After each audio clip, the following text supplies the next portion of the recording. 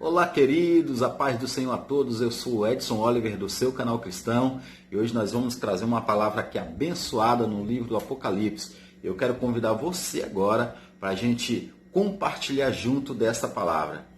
Vamos lá?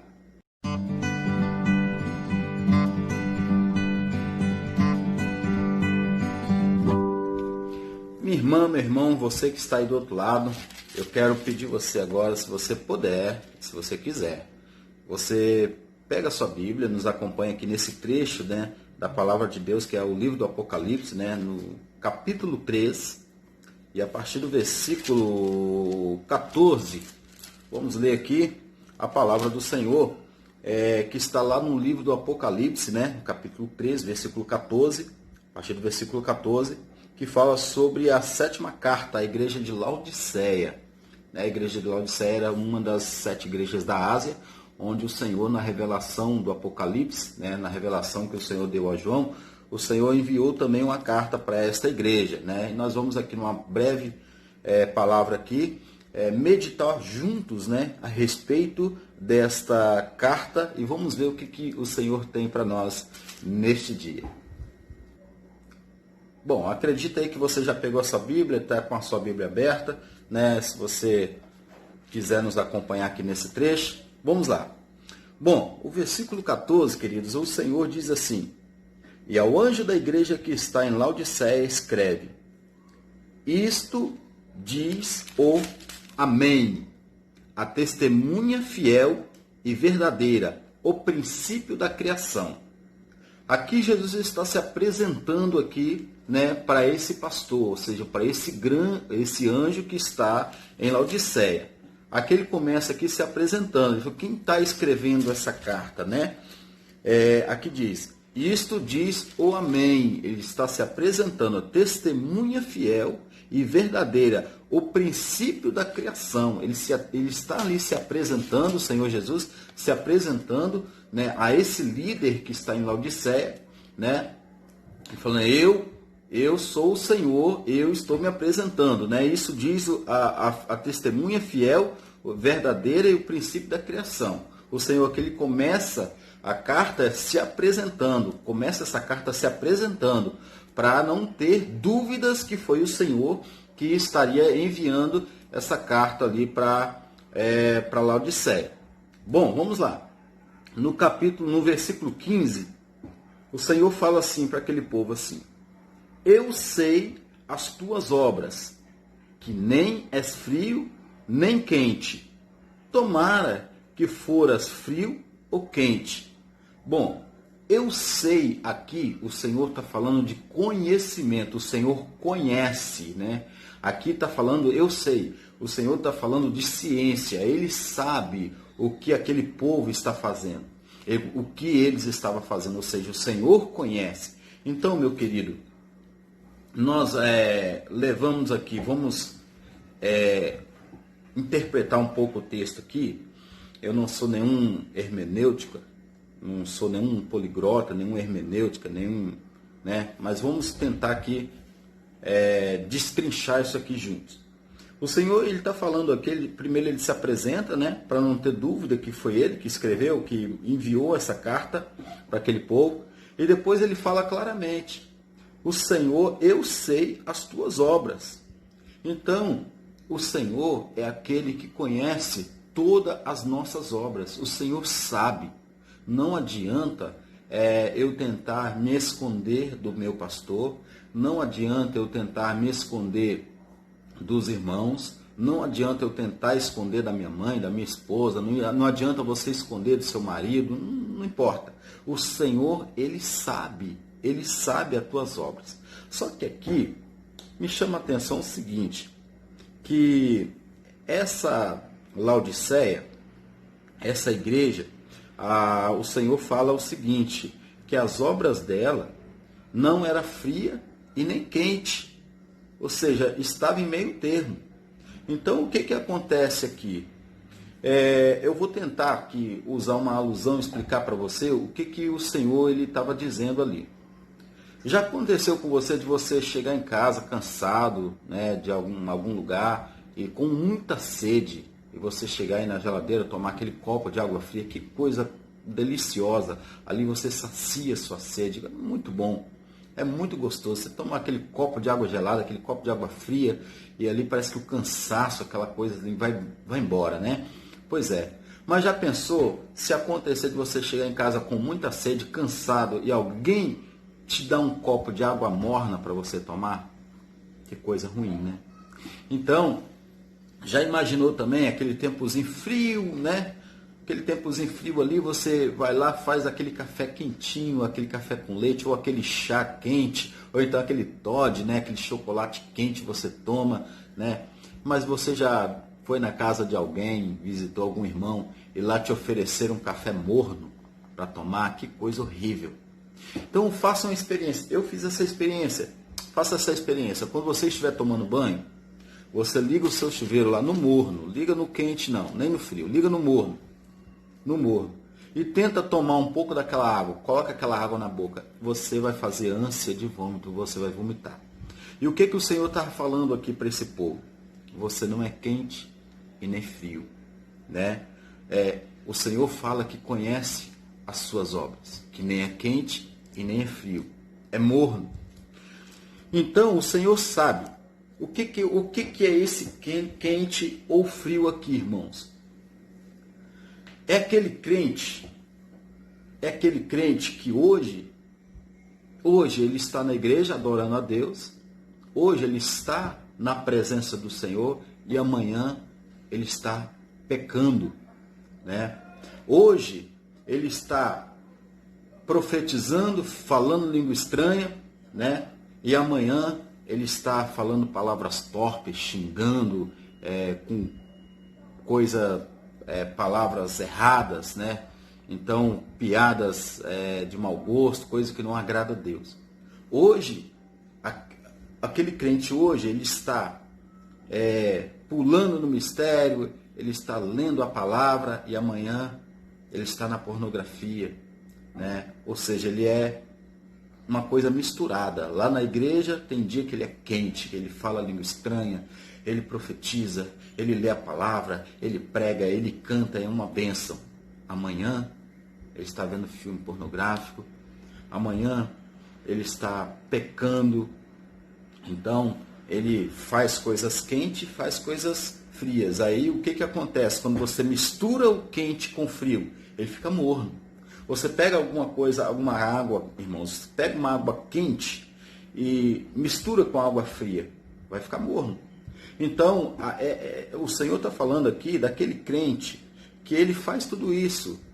Hoje ele está quente, ele está numa bênção na presença dele, saiu da igreja, ele começa a fazer coisa errada, né? Só que aqui a palavra do Senhor, antes aqui, o Senhor fala que sabe, que ele conhece as suas obras, ele sabe que hoje, né, você está na presença do Senhor, fazendo coisas que agradam a Deus, né? Às vezes pregando, ensinando, e até tocando na igreja, cantando, ministrando, e amanhã você está tomando uísque, amanhã você está tomando bebida alcoólica, né? Amanhã você está cantando uma pessoa pela internet, amanhã você está vendo filme pornográfico.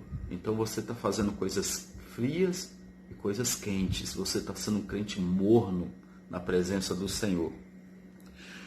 Tá, vamos continuar aqui, queridos. O versículo 16. Mas antes aqui, o Senhor fala aqui, ó, tomara que foras frio ou quente, né? Ou seja, o Senhor fala assim, olha, eu não quero um crente morno, eu não quero que você hoje está na minha presença pregando, cantando, adorando, tocando, ministrando, e amanhã você está fazendo coisas que pode escandalizar o evangelho.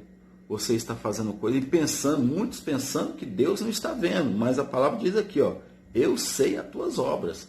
O Senhor conhece aquilo que você faz. O Senhor sabe as suas obras. Ele é aquele que conhece. O Senhor é aquele que sonda o íntimo do nosso coração. O Senhor é aquele que, muitas vezes, nós vemos lá um irmão, uma irmã, lá dentro do templo, que canta, que é uma benção, prega, que é uma benção, ministra, ensina, toca. E às vezes a gente não sabe o que aquela pessoa é dentro da casa dela. Às vezes o Senhor não sabe, a gente não sabe o que é que aquela pessoa é lá na faculdade, lá na escola, lá no meio dos amigos, lá no trabalho. Às vezes na igreja é uma benção, uma coisa, né? Você olha sempre e fala, nossa, aquele irmão pula no mistério, aquela irmã fala língua estranha, que é uma benção. Nossa, ali está cheio de Deus. Mas quando chega lá no trabalho, aquele crente, ele age pior do que um ímpio, né? Nas suas atitudes, nas suas ações. Aqui, e o Senhor, obras aqui, queridos, é ações, aquilo que a gente faz, né? O Senhor, Ele sabe tudo que a gente faz, e mais, eu não consigo conhecer o que está lá dentro do seu coração, o que passa no íntimo, mas Deus conhece, Deus sabe, né? Deus conhece tudo, todas as nossas obras, tudo aquilo que nós fazemos, né? Se nós estamos andando correto, se nós estamos fazendo as coisas só para agradar, né? À vista dos homens para agradar, Deus conhece, Deus sabe. Aí o versículo 15 ainda fala assim, olha, tomara que foras quente ou frio. Então Deus deseja que a gente seja quente ou frio, porque morno não dá. Experimenta tomar alguma coisa morna, né, uma água morna, vai lá, coloca uma água para ficar morna e tenta engolir aquela água, né? O seu organismo você vai ter ânsia de vômito, né? O Senhor, Ele não aceita esse tipo de crente. E vai ter uma consequência aqui no versículo 16, que diz assim, ó, assim porque és morno e nem és frio, nem quente, vomitar-te-ei da minha boca. É aquilo que eu falei. Aqui é uma consequência das suas atitudes. Você é um crente quente lá dentro da igreja, você fala o mistério, você faz e acontece, e lá fora você peca deliberadamente. Você toma bebida alcoólica, você vê filme pornográfico na internet, você você se prostitui, você faz coisas erradas, você conta mentira, você compra e não paga. E aí o Senhor está vendo essas atitudes. Sabe o que vai acontecer? Se continuar assim, aleluia, a Bíblia diz que o Senhor Jesus, Ele vai te vomitar. Então nós não podemos ser esse tipo de crente, porque as nossas ações vai ter uma reação. O Senhor vai reagir às nossas ações. O Senhor, Ele reage. Então ele fala aqui, ó, assim porque és morno e não és frio, assim porque és morno e não és frio e nem quente, vomitar-te-ei da minha boca. Então, você já está aqui, ó. Você já está aqui na garganta. E a qualquer momento o Senhor vai vomitar você. Aí o versículo 17, nós vamos continuar aqui, ó. Como dizes, rico sou e estou enriquecido, e de nada tenho falta. Não sabe que é um desgraçado, um miserável, pobre, cego e nu. Sabe o que está dizendo aqui essa palavra? Como diz, rico sou e estou enriquecido. É uma pessoa soberba. É uma pessoa que acha que não precisa e não depende de Deus. É uma pessoa totalmente arrogante, soberba. Tem aquele tipo de crente dentro da igreja porque ele pensa que o dízimo dele é alto, ele pensa porque ele toca bem, porque ele canta bem, ou porque ele prega bem, porque ele ajuda, faz isso, faz aquilo dentro da igreja. Ele acha que ele pode sair lá fora e pode pecar, pode fazer, pode acontecer, que não vai dar em nada. Ah, não tem problema não, o pastor nunca vai me tirar, né, do meu setor, o pastor nunca vai fazer isso porque ele tem medo, porque o meu dízimo é alto, né? Eu sou o tocador, né, da igreja, eu sou o cara que mexe lá no aparelho de som, eu sou a pessoa que está lá, que ensina, né, que dou o ensino. Se não for eu, não estiver lá, não vai, não sai, entendeu? O pastor não vai, né, não vai acontecer nada não, porque se eu não estiver ali, a obra não vai andar. Engano seu. Porque o Senhor, Ele conhece as suas obras. E aqui, esse povo aqui, dessa igreja de Laodiceia, algumas pessoas aqui estavam sendo arrogantes, né? E tem muitas pessoas dentro da igreja assim, arrogantes, que pensa que pode fazer acontecer, pode pecar, que não vai dar nada, não. Não, que nada. O pastor é meu amigo, né? o líder lá é meu amigo, o líder do coral é meu amigo. E até porque, se ele me punir, né, o que vai acontecer? Eu vou sair da igreja. E se eu sair da igreja, como é que vai ficar aquele instrumento? Quem vai tocar? Só eu sei tocar. Como é que vai ficar? Como é que vai ficar os ensinamentos? É só eu que... Não. Ninguém é insubstituível na obra do Senhor. Deus, ele pode salvar um mendigo. Deus, ele pode salvar um macumbeiro. Deus, ele pode salvar uma prostituta e colocar no seu lugar. Porque ninguém é insubstituível na obra de Deus. Não seja arrogante a tal ponto de achar que você é insubstituível. Ninguém é insubstituível. Eu não sou, ninguém é. Porque Deus pode levantar qualquer pessoa lá no mundo e trazer e colocar no seu lugar e fazer exatamente o que você está fazendo. Então tem muitas pessoas arrogantes. E o Senhor fala, como dizem, né? Como diz rico sou. Ou seja, como é que você pode falar isso? Que você, né? Que a igreja depende de você, se você sair a obra está perdida. Não, ninguém é insubstituível. Aí o Senhor fala assim, aconselho que de mim compre ouro provado no fogo, para que te enriqueças, né? E vestes brancas, para que vistas e não apareça vergonha da tua nudez, e que unja os olhos com colírio, para que veja. Esse crente aqui, quando o Senhor fala que ele é um desgraçado, lá no versículo 17, desgraçado é desprovido da graça. Ou seja, o crente morno, que ele ora ele faz a obra para Deus, e ora ele faz a obra da carne, ora ele louva a Deus, ora ele exalta Satanás, ele é um desgraçado. O que é desgraçado? Desprovido da graça. Irmãos, eu não estou falando aqui de pecado que nós cometemos no dia a dia, que às vezes nós cometemos pecado até sem perceber. Todos nós pecamos diante de Deus, todos nós. Né? Ninguém é super-homem, ninguém é o santarrão aqui para falar que não peca. Todos nós pecamos, hora ou outra, né? Você comete um deslize diante do Senhor. Mas eu estou falando daquela pessoa que ele faz coisas absurdas diante de Deus. Ele está enganando as pessoas e achando que está enganando a Deus. Mas Deus, ele fala que ele conhece as obras. E eu estou falando daquelas pessoas que têm uma vida dupla dentro da igreja. Lá dentro da igreja ele é uma coisa, na casa dele ele é outra, no serviço dele ele é outra, na faculdade ele é outra, no meio dos amigos ele é outra. Então, mas lá dentro da igreja ele é o santo, ele está enganando. Eu estou falando dessas pessoas que levam a vida dupla. Ele é morno, ele faz coisas, ele até quer. Lá dentro da igreja ele é quente, um crente quente. Mas quando ele sai de lá, ele é um crente frio. Ele faz coisas frias. Então, o frio com quente se torna morno.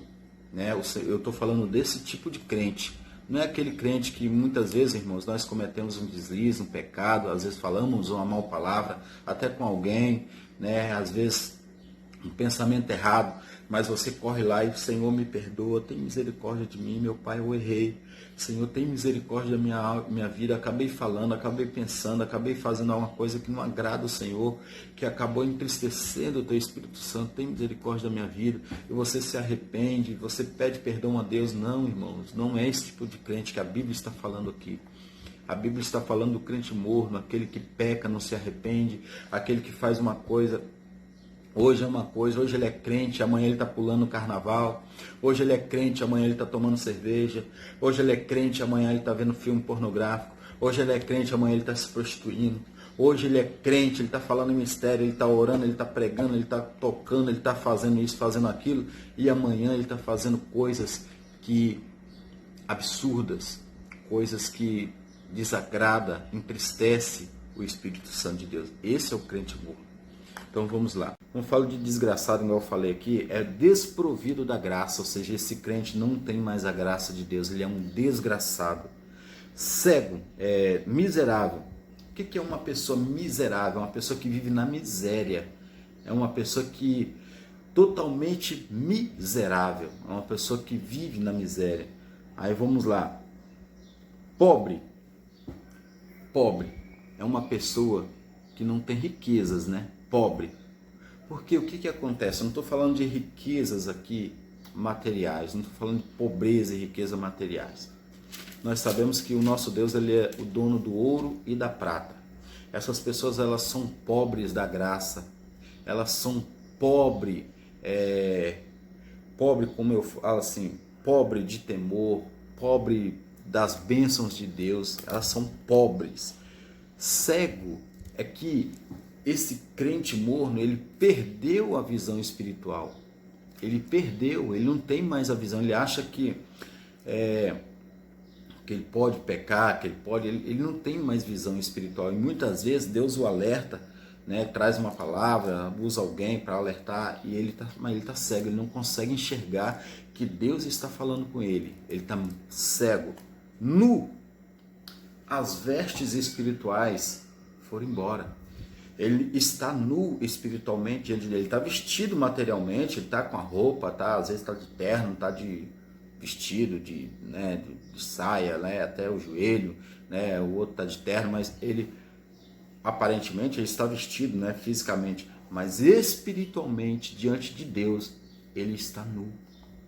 Por quê? Porque as vestes, né, nossas vestes espirituais vale muito para Deus, né? Mas o Senhor, ele fala aqui, ó: aconselho que de mim compres ouro provado no fogo, né? Então, e vestes brancas, ou seja, vestes brancas é aquela que não tem mancha de pecado. Então, se você parar de fazer essas coisas erradas, você vai estar comprando, né? Comprando vestes brancas, vestes espirituais, sem manchas, diante, né? Para você comparecer diante de Deus. Porque ninguém com vestes manchadas ou sem vestes espirituais irá permanecer perante o Senhor, né? E o Senhor aqui, ele fala, ó, e que unja os olhos com um colírio, né? Ou seja, para voltar a visão, a ter visão espiritual, né? Esse crente, ele precisa voltar a ter visão espiritual. Ele precisa, como que eu posso falar aqui? Ele precisa ter humildade, reconhecer que ele é um crente morno, que ele precisa da graça do Senhor, que ele precisa da graça do Senhor Jesus, e que ele tem que confessar os pecados dele, falar: Senhor, eu estou errando, Senhor, eu estou fazendo isso, eu estou sendo um crente morno. Eu lá dentro da igreja, eu sou um crente que aparentemente as pessoas olham para mim e falam assim: nossa, aquele irmão, aquela irmã é uma bênção diante de Deus, mas quando eu chego na minha casa eu não dou testemunho de crente, quando eu chego na minha vizinhança eu não dou testemunho de crente. Senhor, quando eu chego no meio dos meus amigos eu tomo bebida alcoólica, eu falo palavrão, eu falo piada, né, sem graça. Então eu estou sendo um crente morno. Então eu quero, Senhor, parar com isso, eu quero libertação para a minha vida, eu quero comprar do Senhor vestes brancas, eu não quero mais sair daqui e encher a cara na bebida alcoólica, eu não quero sair daqui me contaminar com vídeos pornográficos, com pornografia, eu não quero sair daqui me contaminar com as coisas, com os pecados lá fora, né? Eu quero ser um crente só quente, não dá para ser quente e frio ao mesmo tempo, ou você é quente ou você é frio. Ou você fica na presença do Senhor da maneira que o Senhor exige, ou você vai para o mundo, né? Vai lá fazer as coisas do mundo, você vai ser uma pessoa fria, totalmente fria, e aí não vai ter problema nenhum, você não vai estar tentando enganar ninguém, nem a Deus, né? Mas vamos lá. Aí o Senhor fala aqui, ó: eu repreendo e castigo a todos quanto amo. Se pois zeloso, arrependa. O Senhor aqui, primeiro ele fez uma crítica, né, a esses crentes, a essas pessoas aí. Ele criticou, né? Depois ele apontou, a partir do momento depois que ele critica essas pessoas, ele apontou o pecado delas, né? Ele fez uma crítica ali, apontou o erro delas. E agora o Senhor vai dar uma solução aqui, né? Ele falou: ó, eu repreendo e castigo, né, todos quanto amo. De repente o Senhor te dá uma palavra dura. De repente o Senhor usa alguém, ou de repente até está me usando para te dar essa palavra, não é porque o Senhor quer você ver você no inferno, não, e quer ver você perdido lá no mundo, não. É porque o Senhor te ama. Ele te repreende, é porque Ele ama a sua alma, Ele quer que você se arrependa e quer que você se volte, né, ao primeiro amor, se volte as primeiras práticas, né? Lá da onde você, quando você se converteu, que você era um crente quente, né, na presença do Senhor, que você não fazia coisa errada, que você tinha temor. É isso que o Senhor quer da sua vida. Ele está te repreendendo, não é para você ficar perdido, não é para você sair, não. Ele está te repreendendo, ele te repreende, ele me repreende, é porque ele nos ama. O Senhor, ele te ama. E ele fala aqui, ó, ser pois zeloso e arrepende. Agora ele dá um conselho, né? Ele dá um conselho, arrepende, porque ainda é tempo de arrependimento.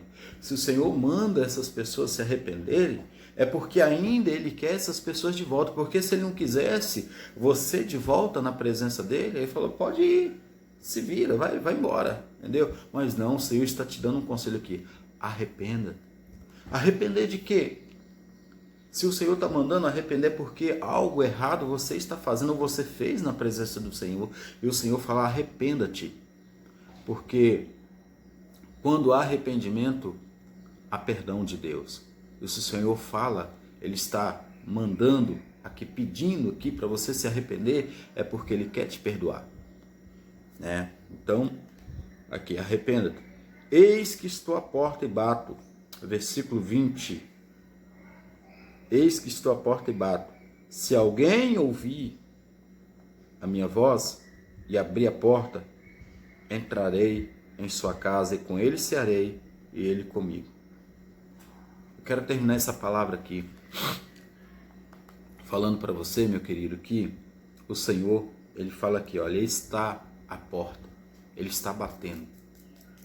Toda vez que o Senhor, Ele nos traz uma palavra repreensiva, uma palavra exortativa, é o Senhor batendo no seu, no meu, no nosso coração e querendo entrar. Entrar para quê?